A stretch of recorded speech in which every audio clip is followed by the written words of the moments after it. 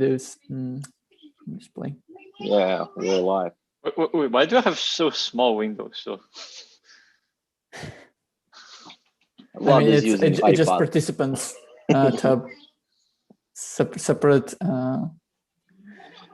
window. Anyway, hello everybody. Okay, we're live. Yeah, we're live. We are having our weekly update on public interfaces work group. Since last week, Bogdan has been working on this huge refactoring of query RPC endpoint. It's huge because it essentially hides behind the scenes quite a lot of different view calls. I even considered some time ago to split them apart into several independent queries, but as you can see, it has never happened, and Bogdan has to go through every single one of them in one chunk. Bogdan, can you get the update here? What's the latest? Yeah, I hope we're on the final straight, almost finalizing it. So my estimate is aligned. Yeah, almost is finalized. I'm blocked on you. Sorry for the noise. And yeah, and currently what is left after the last review suggestion, I need to update some tests in test utils, test lib. They are failing because we have changed the structure, which is returned from JSON RPC side. It's looks like this is the only one thing what is left, and after I push it, I will mark it as ready for review, and we will be happy to get a review from Bowen and other guys. Yep. Yeah, so basically it's blocked on my inability to fix the tests. I tried yesterday and figured out that Actix migrated even further with this problem of not able to stop whenever we ask it. They even removed the API in the first place. So I will need to return the previous hack we had workaround from Mikhail.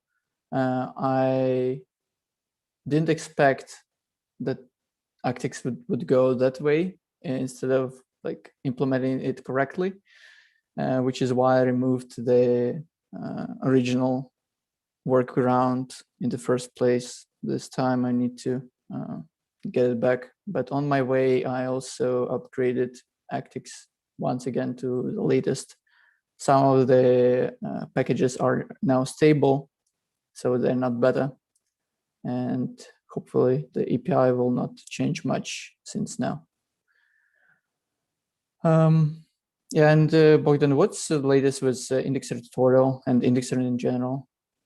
I have created a pull request which is already merged with the introduction of a little bit simplification of usage of near the init configs function, because it has the signature consists of a lot of parameters, arguments, and it's kind of hard to explain it from the tutorial point of view. So we decided, and I have introduced a structure and like a function, wrapper function on the init configs to make it simpler. But unfortunately, I hadn't bandwidth to finalize the tutorial, so we can push it. Hope to finish it in the beginning of next week.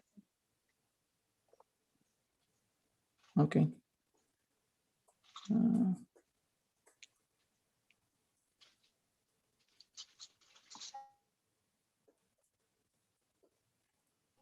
Yeah, and I guess it's worth mentioning that SRE team, kudos to SRE team. They made some CI checks for us for Indexer for Explorer. We forgot about it completely, and they just did it. So thank you guys. Yep. So CI. It seems that like people have a lot of questions regarding Indexer, especially with. Yes, I that's saw there's why a lot of. yeah, that's why I started this like plans on series of tutorials. Sharif is helping me. So Sharif and Josh are helping me. So it's Nice. it's just a matter of time. How to divide time to work on refactoring and tutorials, changing context and other stuff. So I'm trying. Yeah. Also, Sandy added FOSS CI integrations to many of projects that I personally involved with. One of them is Explorer. I believe all the Indexer repos as well. Yeah. So kudos goes to Sandy. And yeah, I'm also working with Sharif on education side. Today we had recorded a talk about Vue versus change calls. So I went through like very advanced details, how they processed from the point of view of JSON RPC.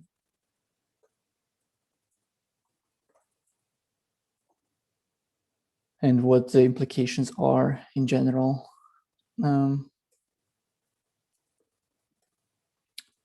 Oops.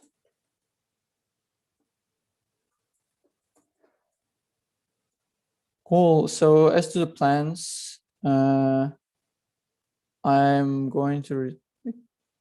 desperately trying to fix this issue here with the test not able to crash essentially, and that may hide some issues that we didn't cover with the current test suite. Bogdan is going to finish the query. Once I unblock the pull request, we'll merge it, hopefully this week, or at least get some reviews by the end of this week and merge it early next week. And then the next step would be to go with the refactoring of Broadcast-TX endpoints. This hopefully will be the last chunk of huge refactorings, because Broadcast-TX is also a huge thing. Its scope is involves wide range of different kinds of errors. And yeah, this item is also currently sort of blocked on the query refactoring. I don't want to interfere with first, I don't want to interfere with the current query pull request, and the second, I don't have capacity anyway to work on it to implement this guard check to avoid view state calls to huge contracts. But once that query is do you need help? refactoring, oh, well, I think I know what to do. I just need some time.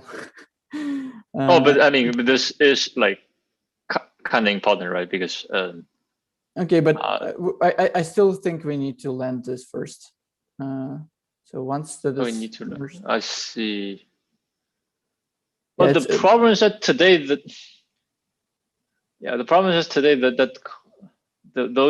those queries need to be, if they're not rejected early, they can essentially cause, like, the real clients to be blocked, right? With only a small amount of queries. And other queries. The problem is not that those queries will time out per se. I mean, that's fine. The problem is that it will cause other queries to time out as well. Yeah, but I mean, we already survived with this state for a little while. Well, I wouldn't say survive, but okay, sure. Yeah, I mean, I don't think it's less important, but given the constraints, I would strongly prefer to merge Okay. this, and it's just a matter of a few more days. Okay. And Sure. if we do it other way around, we'll have merge conflicts, and this pull request around query is quite big. It's not a pleasant experience to merge it. Sure. Sure. Yeah, I also had reviewed some work from Sergey on the Near API side, Near API.js side about structured errors. So the plan there is to essentially build a layer on the Near API.js level, which currently maps to the best of its knowledge the error messages, the text error messages, to some sane structure that they feel good for GS side. And later they will just switch to the new foundation of passing the type of the errors immediately. Overall, the work is going smooth, and they caught most of the high volume errors that most of the app layer is usually checking for, like whether the account is missing, or it's like is that the key nonce something. So overall, the work is going. I'm not sure if what is the latest there, but I see that Sergey collected quite an extensive document of all the possible endpoints and errors he wants to address in the first place. Yeah, this one is about indexer. It's done. I guess this. You're muted, Bogdan. Yeah, I guess the one about the simplifier should be placed to done. Yeah, I mean, I already wrote it down here. Yeah, and the series of posts on indexer framework is going to be happening next week. That's great. What do we want to discuss today? Do we have any?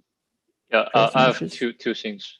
Yep. So, well, first thing is I don't know whether you saw the thread that I tagged you on Discord. Basically, the Wallet team requested we make a release to mainnet that to make a first release that would contain the new RPC endpoint to query protocol config, but it's actually a fake one. It just underneath calls the it just bypass and then it calls the Genesis config. So basically, this would allow them to test changes on the app layer. And so they can test on production setting, which I think it makes sense. So I already made the commit. We can actually release that version, for example, next Monday, and then postpone the current release to a later date, and that will give them some time to test, make sure their stuff is working fine with upgraded endpoint, and then once we switch, they don't need to. Once we release the actual new version, they don't need to do anything on their side.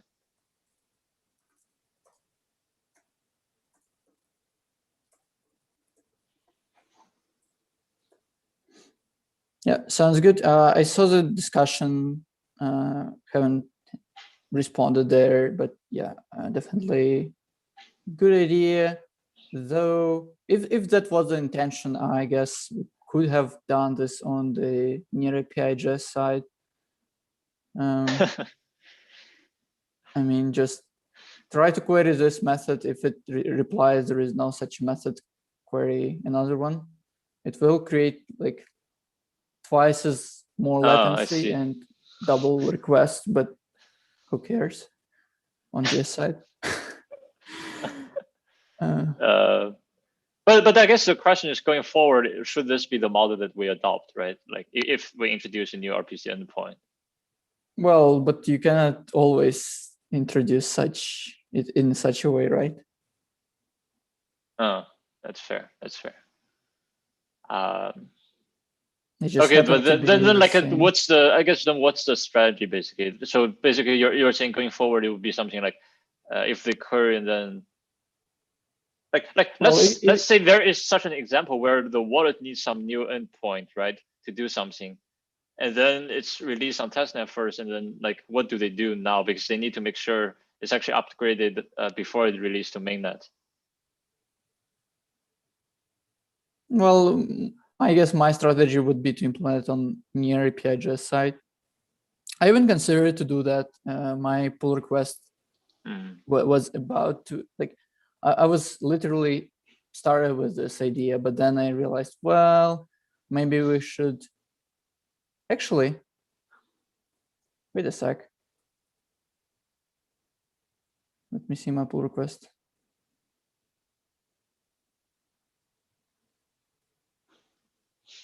I guess it exactly did this. Oh, okay. Wait, really? Then why is Rod saying that we need to? What? Yeah, look, I added experimental protocol config, which queries experimental Genesis config. There is a to do with the like replaces when. Meanwhile, okay. we use old Genesis config in order to initiate migration. Yeah.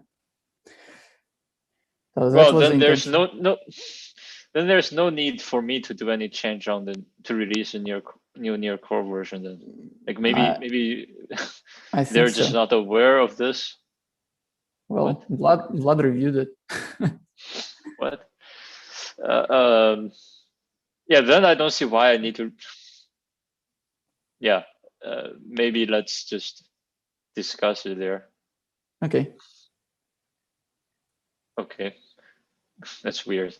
Well, I clearly didn't add another check. So what I think is even more sane here would be to try to query this method in the first place, and if it fails, then fall back to this one. This way it requires only a single near API.js release, and later, once we are ready to, like, we are confident that we migrated all the nodes, we can just drop the fallback. Oh yeah, actually this implementation, yeah, as you said, it's not even correct because it will not work on testnet, right? Like it will not solve the problem on testnet, which already has the new endpoint. I see. Yeah. All right. Yeah, I will check I will change this to use a fallback, and I guess this is the way to go forward. Okay. Yeah, that makes sense. Okay, then yeah, it seems like we don't actually need a separate release to address this problem, which is always good. Yeah. Another thing is related to the issue of the access key nonce issue that we discussed yesterday. While we have not reached a consensus on what exactly to take, it seems that definitely a few people are leaning towards addressing it on the tooling side instead of doing any change on the protocol side. The problem with that approach is that we actually need to change how RPC works, for example. Or like indexer, for example, needs to also be changed. Can you elaborate exactly what? Yeah, the problem is that you need to handle. I remember the problem. Yeah. Which solution you're talking about? Yeah, so people now or at least a few people are leaning towards changing it on the near API.js side, or rather, essentially every client SDK implementation will should ensure that the nonce starts not at 0, but at, for example, you query the current block height and then you multiply it by 1 million or something like this. Or basically the client side implementation will make sure that it will not use the nonce that's what started there. Mhm. Well, I mean, I'm not saying that's the final decision, right? I'm just saying my take on this, I prefer to be pedantic, and if something can go wrong, it will go wrong. And in this case, I prefer to have a solid protocol which does not allow itself to catch itself in a Yeah, police scenario, because otherwise we will definitely. So if we go forward with this strategy, this means that we need to take into account the fact that transactions can be duplicate on the network, and we need to address it on indexer side and tell everybody how to deal with it. It's not easier, even if like people assume there is no action for near core team, but there is a huge effort for everybody else. Yeah, then please comment on the thread, because if people don't hear your opinion, then they think, oh, this is easier, right? Then let's go with that solution. And and then the burden would be to change the RPC and indexer, for example, which I understand. Yeah, it's not going to be a trivial amount of effort. Yeah, we'll just link here the conversation we have for anybody who wants to join.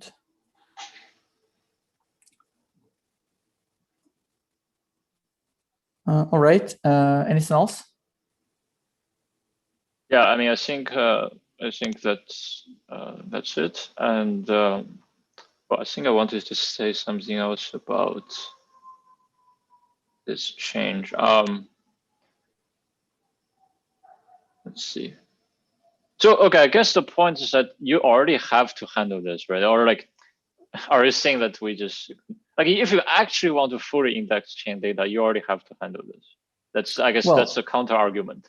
It is, but currently we can observe those individual problematic transactions and consider them, okay, it's fine to like skip them, ignore them, whatever. But if we'll leave this as is, this will create a precedent, and people may use it to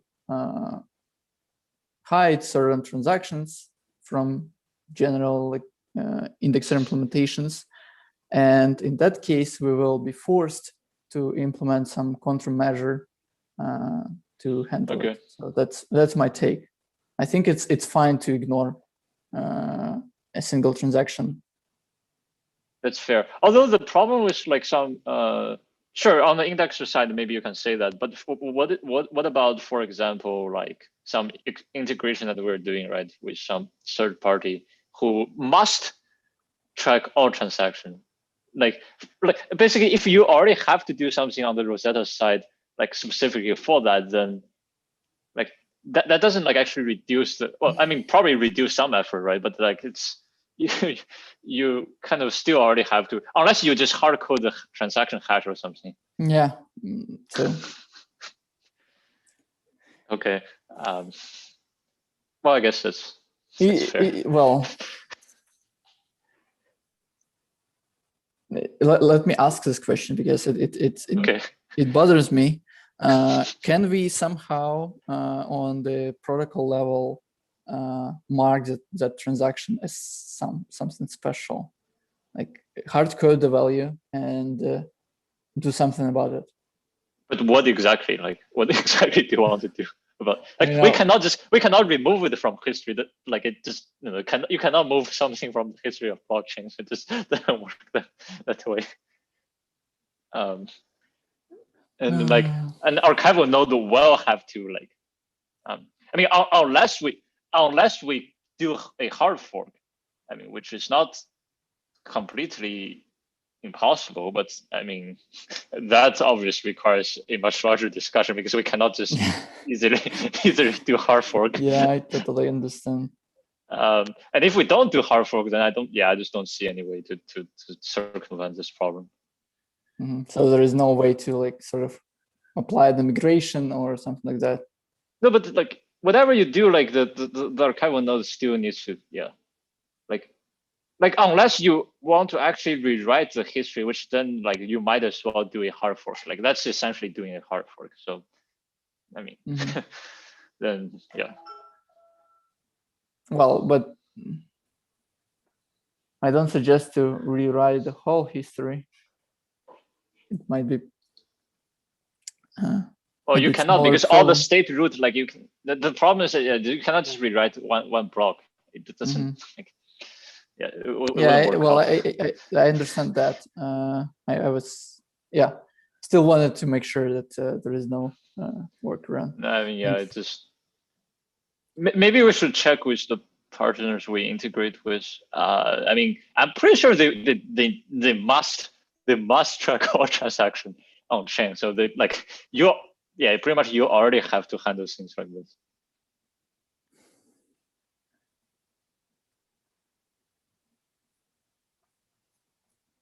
Yeah. Well, I don't have a good answer. I would prefer not to have this situation in the first place. That's why we raised the concern when we didn't have this thing on mainnet. But unfortunately, we didn't had time to address it before it hit us. All right. Okay. I'm good here. If we don't have anything to discuss, so I guess that's all for today. Yep. Thank you.